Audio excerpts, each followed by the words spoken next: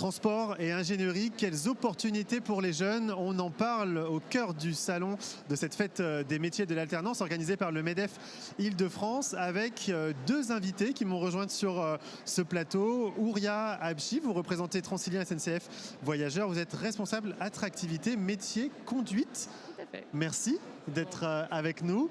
À vos côtés, Anne-Ségolène Absteit, vous êtes directrice générale de l'IPSA, l'école d'ingénieurs de l'air, de l'espace et des mobilités. Merci également d'être avec nous.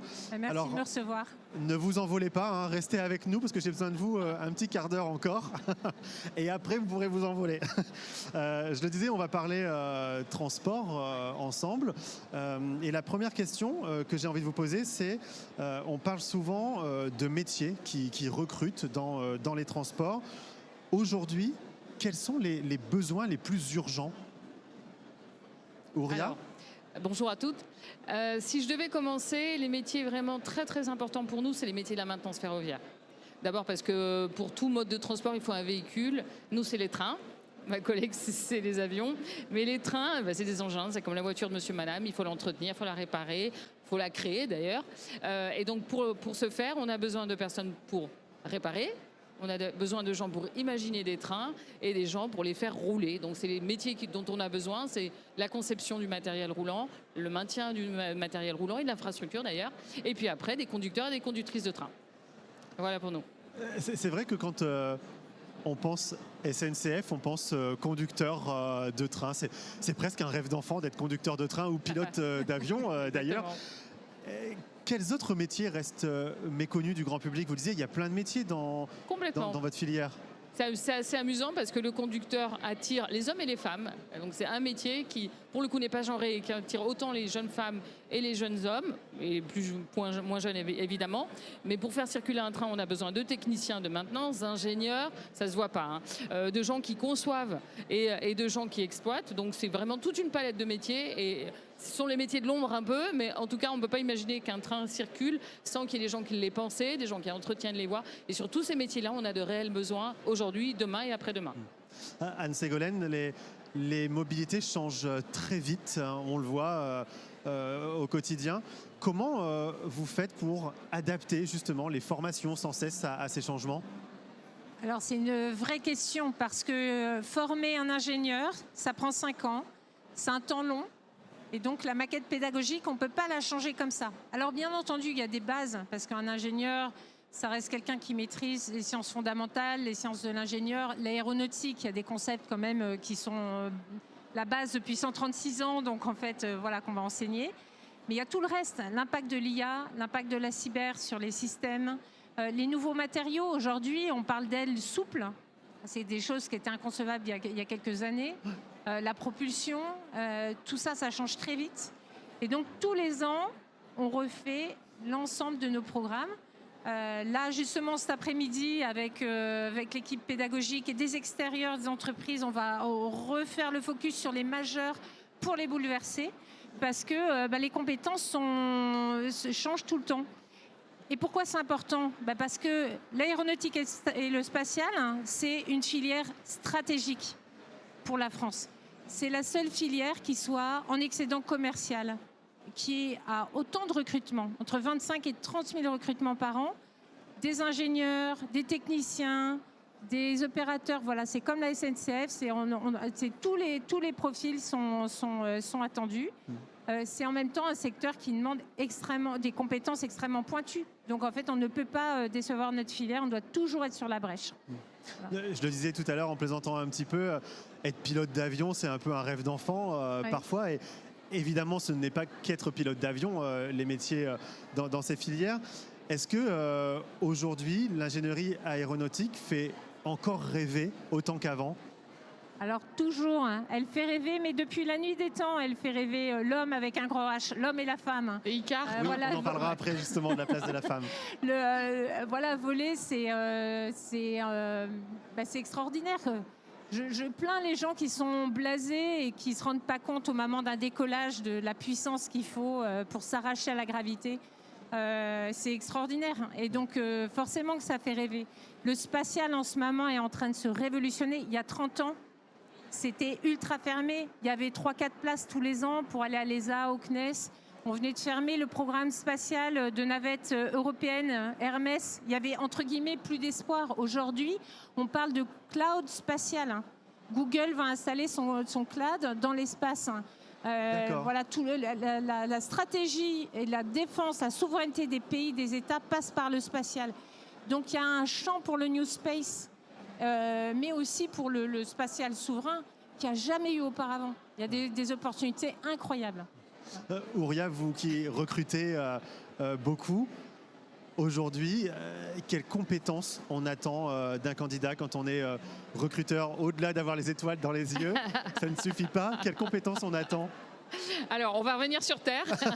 Anne Ségolène nous a fait voyager, s'envoler dans les étoiles. Sur Terre, ça se passe plutôt très bien aussi. Donc nous, on recrute...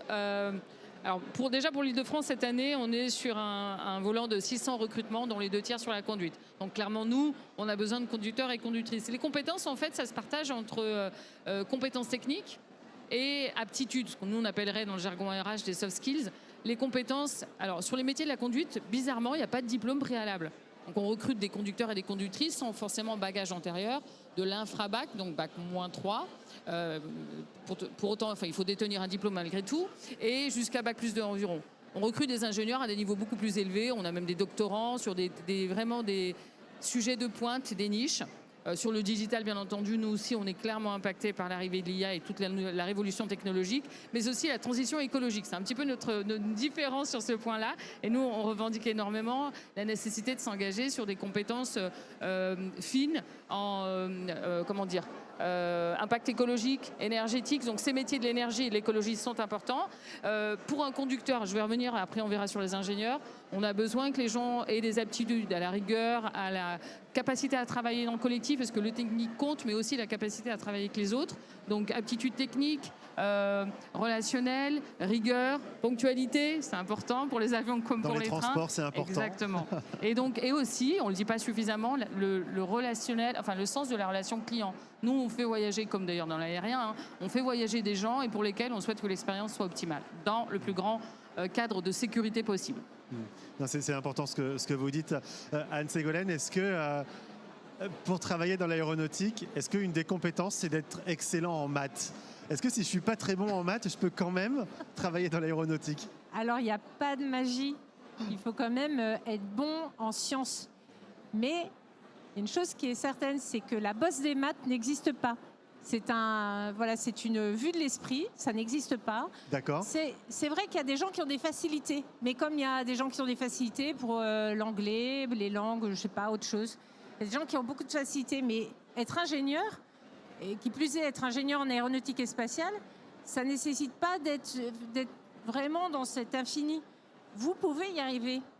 Vous pouvez y arriver au collège, au lycée, en études supérieures. Être bon en maths, ça nécessite de l'entraînement, ça nécessite en fait de la constance, de la détermination et de la constance. Si vous en faites un peu tous les jours, ça va devenir un jeu. Voilà, comme le piano, comme la course à pied. La course à pied, on en parlait tout à l'heure. Voilà, comme l'anglais, comme plein de choses.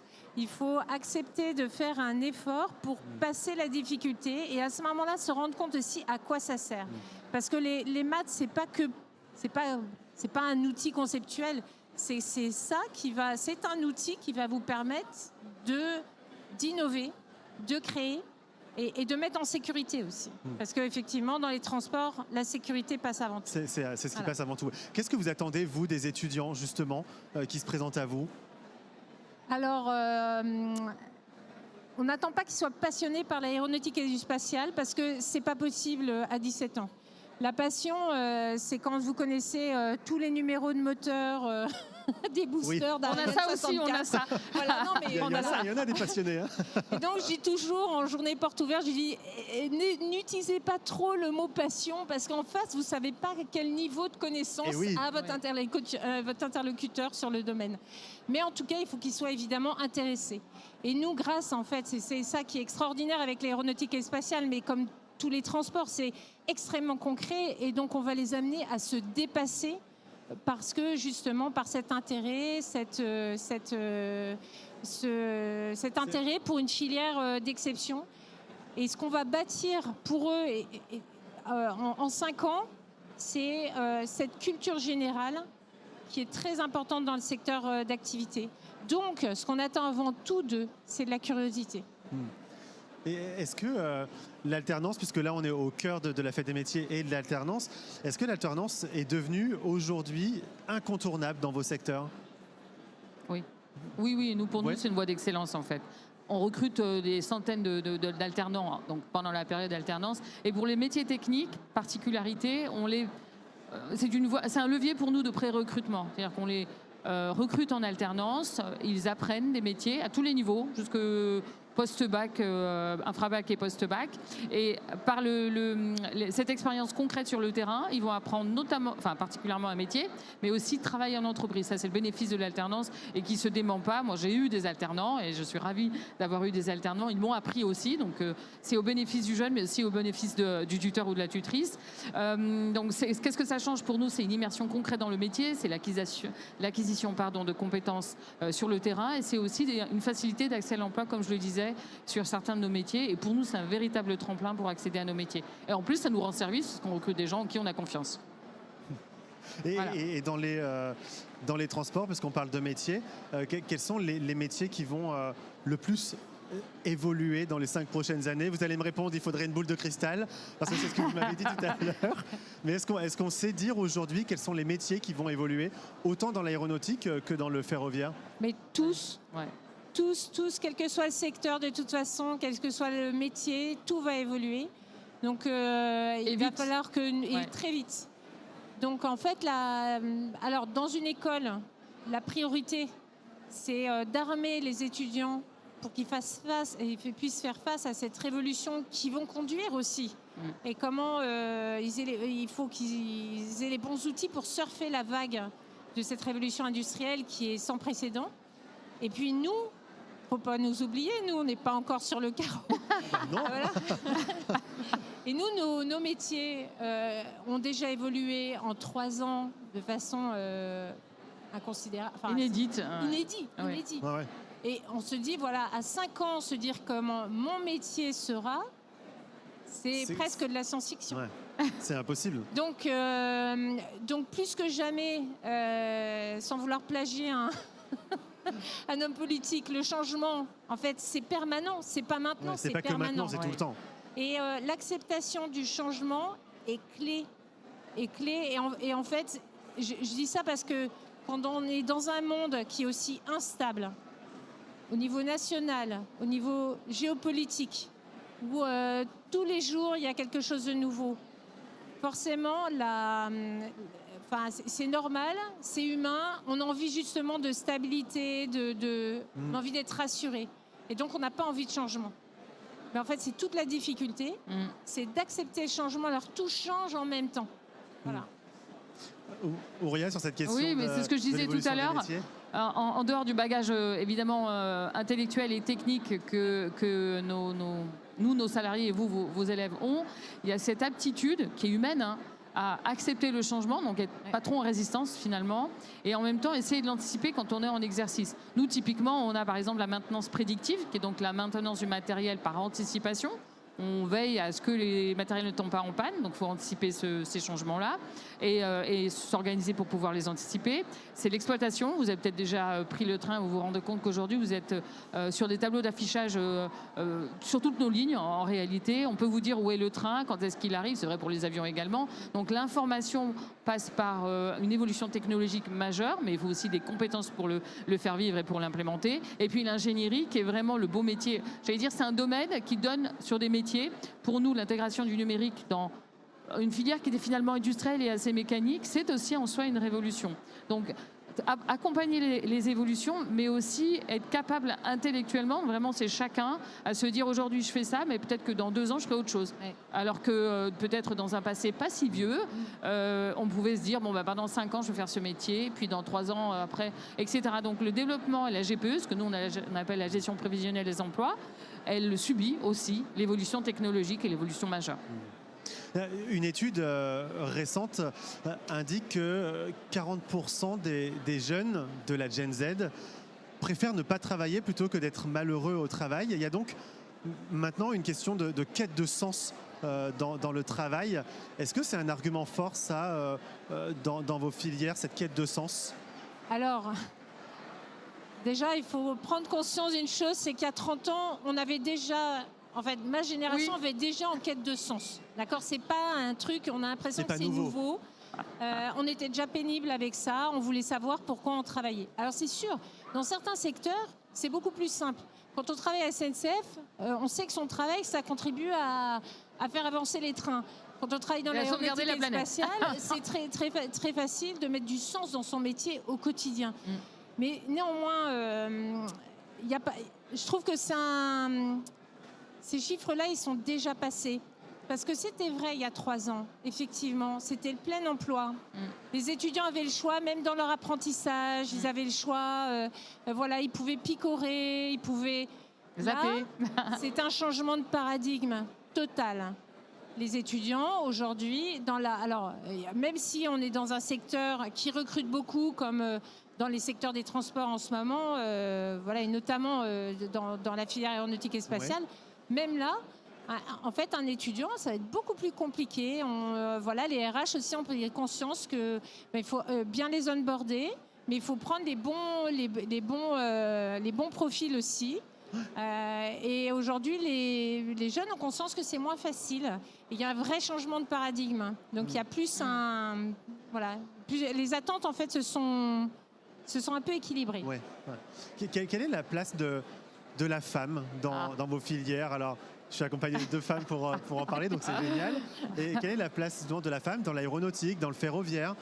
On pourrait croire que c'est des métiers masculins et il faut peut-être arrêter avec cette idée reçue. Alors, dans l'aéro, mais dans les fonctions techniques, on est à 25%. C'est sûr que si vous allez regarder dans un bureau RH, dans un grand groupe du secteur, vous aurez beaucoup plus de femmes parce que c'est un métier choisi généralement par les femmes. Mais dans la technique, on arrive comme à l'école, à l'IPSA, on est à 25% de femmes. Voilà, alors on n'y est pas encore à la parité, etc. Mais même si c'est un métier qui fait rêver, il y a beaucoup de freins au lycée.